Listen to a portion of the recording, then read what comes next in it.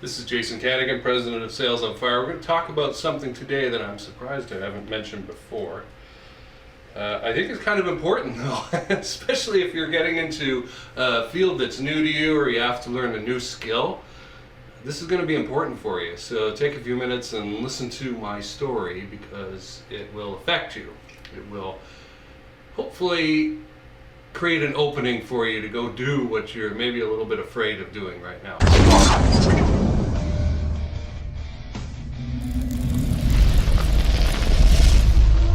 When I was growing up, I was born late in the year. My birthday's in late December, and so I started school a year younger than everybody else. So when everybody was 6 years old, I was 5. Okay, and going into grade 8, which is the beginning of high school in Canada, I was 12 years old instead of 13. So I was always smaller than everyone. I was socially behind them. I was always playing catch up, you know, and it caused a lot of issues for me. I think that I've worked out. I think I started in my 20s really addressing that, and I think it turned out pretty well. So what I want to talk about though is the idea that back then I thought that you had to be naturally gifted at something in order to be good at it, to excel at it. So when I would play soccer, on the rare occasions I was forced to in gym class, and the kids could run around me. They could take the ball and run around. I'd be running in a straight line and I'd go, I don't get this. The shortest distance between 2 points is a straight line. I'm running fast, I got the ball, and this guy is curving and he can run around me. He can take the ball and run around me. Like, what the hell's going on here? That guy's just naturally gifted. It never occurred to me to ask, like, what are you doing? How do you do that? What do I have to do to get better at that? What are some tips you can give me? Things like that never occurred to me. And I look at it, I'm just baffled at why now, because I've become very, very good at learning and spotting the difference that makes the difference. But back then, I thought these people were just naturally gifted at this stuff, and that made them excel at it, and there was nothing I could do. I didn't even think that there was the opening that I was talking about earlier, you know, to do something different. It didn't occur to me. So that's a thing I want to get across to you today, is that things might not, you know, they may appear one way to you, but they might not actually be that way. And so in continuation of this story, I went to university right out of high school. I was 17 years old. I was a year younger than everyone, remember. First time living away from home, lived in a dorm. I went there 2 terms, and I had no big why for going. This is key. I had no reason to go. I was just going to university because this is what you do as the next step, right? And that's what I thought, you know, and I had to take these courses. Simon Fraser University at the time, you didn't pick courses. It was a phone-in system. This was in the early 90s. You had to call in to register your class, and it kind of went in order of GPA and how you called in and whether there was a spot left in that. So the guys with all the great GPAs filled up all the courses, and you were left with like beekeeping and basket weaving 102, you know, and stuff like that. And so some of the courses that I took, I really didn't want to take. I really didn't want to be there, and there was no plan. There was no, I need to take that to get this, to get that degree, graduate and go on and do some kind of work. I had no idea what I wanted to do. And so I went through 2 terms, I passed some courses, and this is a little known thing. I've talked about it a bit before, but not in these videos. I was 18 years old and I failed out. They just looked at my grades and went, you can't stay here. And I went, okay. So I went to work, and I'd already been working. I was more interested in working, actually, and making a little bit of money and living in my dorm and taking the bus back and forth. And I worked at Denny's as a late night waiter. I was 18 years old, and I saw a lot. This really helped me with the social stuff, you know, because I saw people in all states. I saw them high, I saw them drunk, I saw them fighting. I've probably seen more live fights than you have, most people have, because I was in an environment where Saturday night, 2 a.m., people would come in and pop, you know, call the cops, right? Something would happen. And so I got a good look at the underbelly of humanity at that time in my life. And I actually look back on that fondly. It's part of about 8 years of restaurant experience that I have. And I like restaurants and I like restaurant people. So all this time though, I'm thinking like, this isn't for me. I'm not a wage slave. I don't have this self-concept of myself as a guy who works in a restaurant for the rest of his days making $8 an hour or something. I mean, the minimum wage back then was probably, yeah, around $7.50, $8 an hour maybe, something like that. And so that's, compared to what you get in North Carolina today, it's not too bad, but I tell you, in Vancouver, BC, that didn't get you very much. So I had a good year. I lived, you know, with some friends, rented a house, had some good times in that, but all this time I'm thinking this isn't what I want to do with my life. But I had to get back into college. And a good friend of mine was going to the British Columbia Institute of Technology, and he said to me, Jason, you got to check this program out. It's called the Operations Management Program. It's all about factory management, problem solving. I think you'll like it. And he was in the accounting program there. He just heard about this thing. And he said, the thing I think you'll really like about BCIT is that there's none of this choosing electives crap. You are told, you take these courses, and there's a lot of them. I took 10 and 11 courses a term. There's a 40% failure rate in my class. It just burned through people. And you take this path and you get the outcome. And I was like, yeah, this sounds great. What do I have to do to get in? And so I found out you had to take a math class and get 70 or 80%, something like that, like a pretty high grade, right? And I went, oh dear, I had never been any good at math. And here was that limiting belief again. I believed that people who were good at math, all through high school, grade school through high school, I believed that people who were good at math were inherently good at math.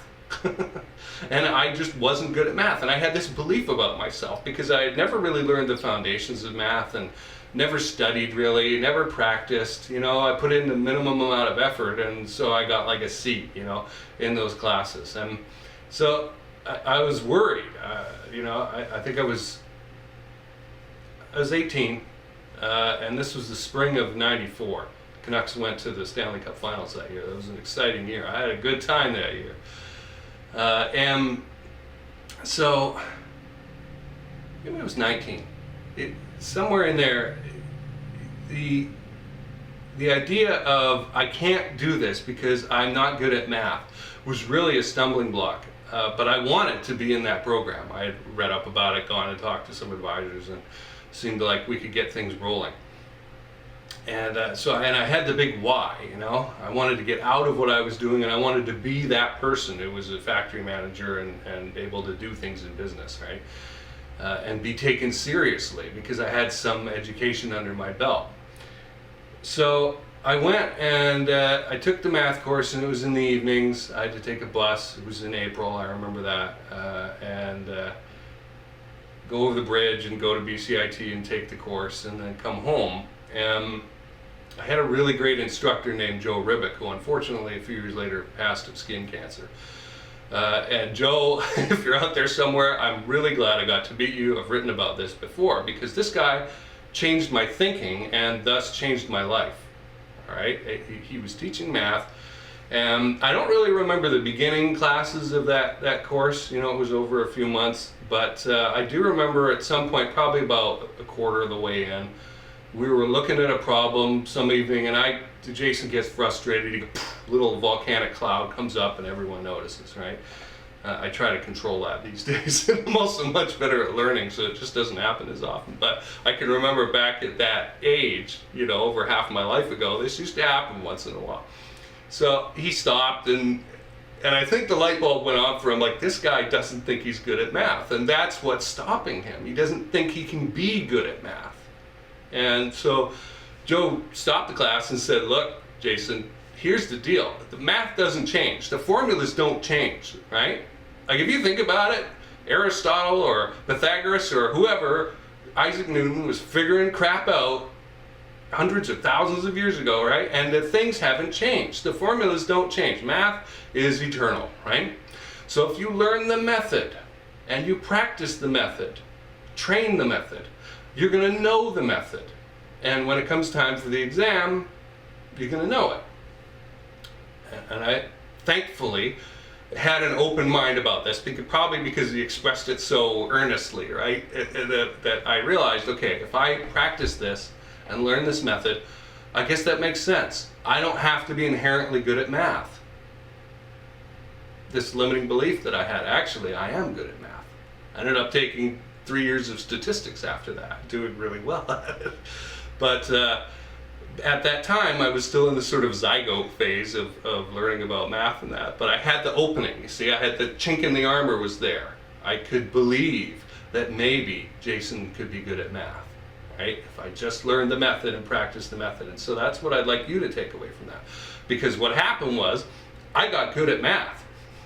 I studied, I did my my homework, practiced, and it showed up on the exam, you know, the good grade. And I passed, I got my 70 or 80%, whatever it was that I needed to get into the program. I got into the program. At the end of that 2 years, they said, hey, do you want to stick around for a third year with all those credits you have from SFU?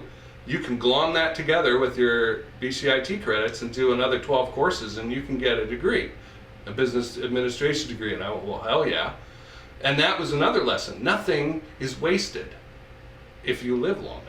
You can actually scoop that what you thought was a bad experience back in, and it can help you. So I'm really happy with how things turned out. And when in my final term, I took 7 and then 5 courses a term, which is the normal university course load maximum. And I got straight A's because I was taking classes 3 days a week, and I had the rest to do my homework, and I had no procrastination at that time because it had been beaten out of me in the operations management program. I just got the work done. I went and worked as a waiter a couple shifts. I made a little money. I had a good time, you know, and I was just kind of waiting around for July or June of 1997 for my degree to be finished and I could get on with my life and be the person that I wanted to be. So after that, I also trained martial arts for a number of years, starting when I was about 22. I remember had this idea that you just were either physically competent or you weren't, right? And I was certainly on the side of not physically competent all the way through high school, right? But I had learned in my math class that if you practice the method, you could get good at it. And so I will never be great at hitting a ball with a stick or a racket or something like that. But when it comes to moving my feet and using my hands and contacting, I can do the job, you know? That's what I learned about that. And I got up, you know, to about 4 years in that school before I moved on to politics. But that is the takeaway that I like for you to have today, is that what you believe is not necessarily true as much as you might want it to be true, right? That you know, you have to be inherently good at something, right? I have to be inherently good at selling or I just can't be good at it. Bullshit. That's just wrong. Anybody can be good at anything, provided they put enough time and energy into it, okay? I mean, even the limiting belief I have about hitting hit golf. I am awesome at putting, okay? I've been practicing putting this last year and I can sink 20-foot putts, you know? I can do it. But I have a problem with the air game, right? Because that's the part where you got to contact the head of the driver with the little ball way down there, and you know, I'm not really set up for that, I believe.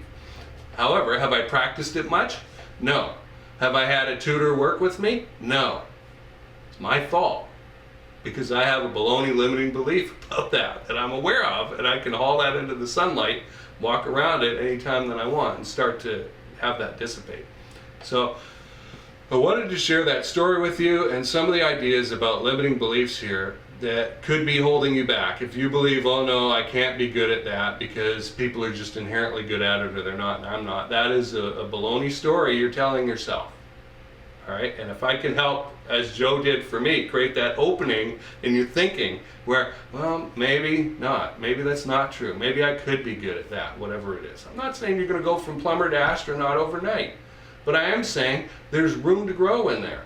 There is room for you to develop a competency and ability in some area where maybe you've been shutting yourself off. I believe for so many years, Jason's just not good at math. Baloney, baloney, okay? Just not true. But as I've talked about before, when we believe a limiting belief is true, that becomes our reality, right? Because we act as if it's true, and that's where the limit is. Just had a truck rumble by, so I gotta make a cut. I hate making cuts, but hey. I appreciate you sticking with me. I know this is a bit of a longer video. I hope this story came across and opened up something in your thinking that you maybe have been cutting yourself off from experiencing some good stuff because of. And I'll see you next time.